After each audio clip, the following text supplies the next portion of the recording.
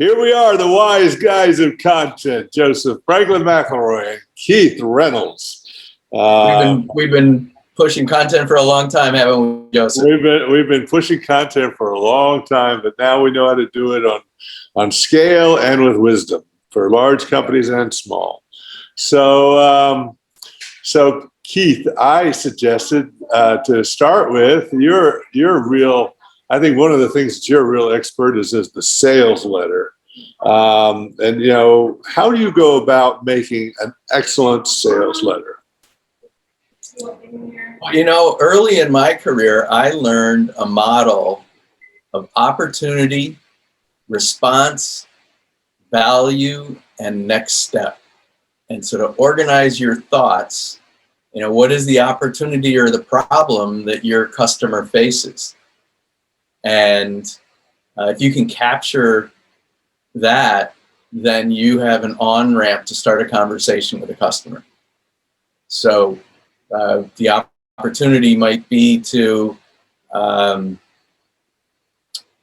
get your home fixed up for the new year, right? Well, the problem is it looks like crap. Every problem's an opportunity, right? So you want to start with what's connecting for them, right? And some people, want to sell an opportunity, and others want to sell a problem.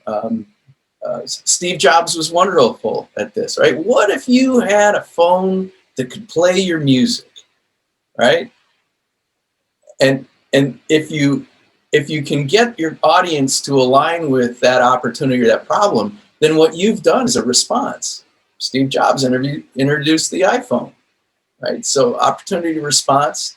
We've got a program to get your home, in cleaned up in 2 weeks, whatever. There's your response, and we're running a special on it. The value is what the customer gets from that. So if you have a clean home, guests will come by. If you don't, nobody will come by. Maybe that's why you don't have a clean home. But the value is from their perspective, what does that iPhone or what does that clean home represent to them, right? And this is a great way to show graphics and to use metaphors and maybe data, right? These are how you present evidence. And everybody's different. Some people want to see pictures and other people want rows and columns. So in your sales letter, you want to use a variety of ways to present the value proposition. But the iPhone allowed you to have one device, listen to your music and take phone calls, a clean home, have guests come over. And then the next step, if we've all decided that this is a good idea and you're going to get value from it, well, give us a call. Answer my email, right? Go to my website, download my book. We always want to carry somebody on to the next step. And I've written websites this way. I've written sales letters this way. I've been using this for 30 years, Joseph, and I've just let the secret out. I can't hear you. I said the 4 things were obstacles, opportunities, right? Opportunities and problems. Opportunities, problems, and response. And what did we do to solve that? Uh-huh. And then what will you get from it? What's your value proposition? It's not about me, it's about you. Cool. I love these things where you can have a format for structuring a relationship and content. It's fairly important.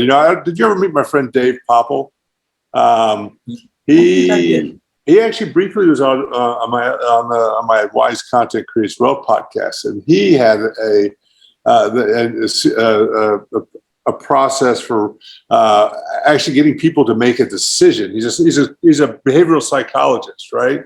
And so what you just mentioned just reminded me of that. And his 4 things were to get people to overcome get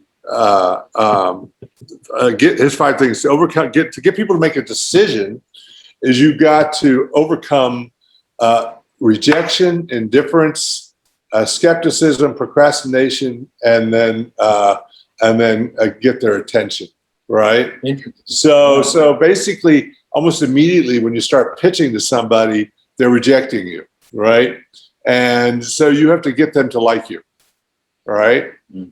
So before you even get to find out the opportunity, you have to get them to like you, right? And then, and then even when they like you, they're indifferent to your proposition. It's like, okay, what? It doesn't, I like you, but you're pitching something I'm indifferent to. So you have to get them to go, oh yeah, well that's something, right? So they overcome their difference, and then, but they're still skeptical that it'll work for them.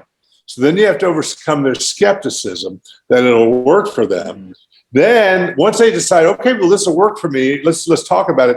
They'll procrastinate buying, right? So you got to somehow get over that procrastination of pushing it. Create some urgency. Yeah, and then you have to get their attention again to pull the trigger, right? So, so I think it's interesting how to take that and put it into a sales letter, right? I mean, you do it, you've been doing it for 30 years, right? And I think all these. I can still remember the guy that taught me this. Yeah. Yeah. Oh, that's good. Yeah. Well, I mean, you remember those first mentors, right? And give you the little secret keys to the kingdom. That's what they do. Exactly. Yeah. Well, cool. So, have you seen any ways that help you implement these out in the world? Is there tools, resources that you can call upon to make these possible easier for somebody to implement? I guess one thing I would say is training your sales team, right? Because you want them to learn this model so that they personalize it, right? But if they know where their customer is and they're having a conversation and they want to communicate with somebody, if they understand this opportunity, response, value, next steps, they can write personalized sales letters.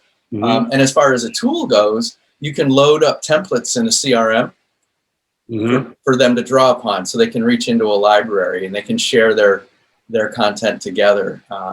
So I think sales is a team effort. And a good CRM setup is good for that.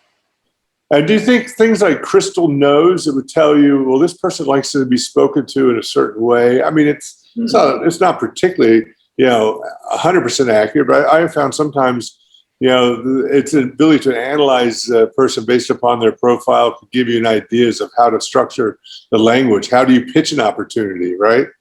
Do you think that's important to understand people, either yourself or through some algorithm? I haven't heard of, what was it? Crystal Knows. Yeah. I don't know that one. Yeah. I've seen different things over time, and I'd really like to learn more about that, because there are ways to I've seen it more from a training perspective, like just understanding what the profile of that customer is and using customer personas to see which way to start the conversation based on how you categorize and segment your customers. But no, Crystal Knows sounds interesting. Well, I will. Right now, I don't have it. Since I'm in my North Carolina license, I don't have it installed here. But basically, it runs in my LinkedIn profile on the side, and from my Chrome extension. And I can pull it out, and it'll say, "This person is a leader and likes quick decisions, and you should ask them for something by starting this way. Using language that's blah blah blah, and by posing questions this way." All right. So I'm thinking that for those of us who are not particularly psychologists or behavioral scientists, that little tools like that can help, right? Well, that's really interesting. If you take a tool like that, imagine if you really knew and understood and used that 4-step model, and then structured that story using the information from Crystal Knows. Yeah. Right. So this person might see a problem and that person might see an opportunity. or you need to emphasize this versus that when you're making a value proposition. Really an interesting tool. I can't wait to learn about this. Another thought that pops into my head is that, if you are doing this, sort of like as a template like this, you're looking for things like to, present an opportunity or overcome indifference. Looking at what Google says people ask questions around the topic most of the time are, right? Like if if this person, you're wanting them to be interested in buying, a car or a widget, right? And that almost 90% of the people ask, well, does this widget do X, Y, Z? Then the first thing you might say is, you know what? I got your attention. My widget does X, Y, Z. Is this something that you're interested in? With a good probability that they probably are, because Google's told you that most people ask that question, right? Right. Yeah.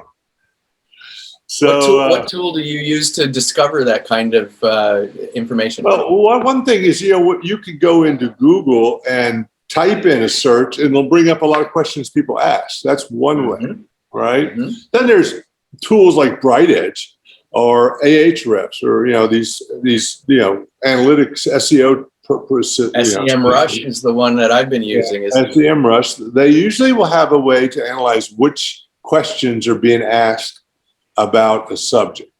That's another one that I just had on my Wise Content Creates Wealth podcast is Surfer SEO. And what Surfer SEO is, you give them a subject and it'll go out and using machine intelligence, find the top 50 to 150 topics that that Google and people think are important for this keywords, right? This topic, and create a whole big topical cluster with all sorts of keywords and questions that people ask. Yeah. I've used, it's really amazing how far things have advanced, because when we worked together, we were sort of beginning of this and we were hacking it, and now you've got software that does this for you. Yeah. Well, I mean, when we started out, you basically had a germ of an idea for a process for doing inbound journalism, and now it's become content hubs and topical clusters and brand publishing and everything else. You were way ahead of that with that. But still the process is still an important part of it, and it's not really automated other than what you do in your own template development and your CRMs and your marketing automation. Yeah, and which is what we're there to help with, right? That's right. Well, what I love about this stuff is that you do the research and you understand how to take advantage of it, and you can literally show people how to do it, but generally they still need help. The advisory service that you and I like to provide is you can tell people what to do and even how to do it, and they're still going to need assistance to get up and running. Yeah. Well, this, I think, has been a good conversation. I've thoroughly enjoyed it. Thank you for joining me on this adventure that we're doing together here. Well, we popped together on an email, about 2-3 weeks ago, and here we are doing our first. The Wise Guys of Content. Oh, I love it. All right, man. I'll talk to you later. All right. I will, man. Have a great one. All right, and boom.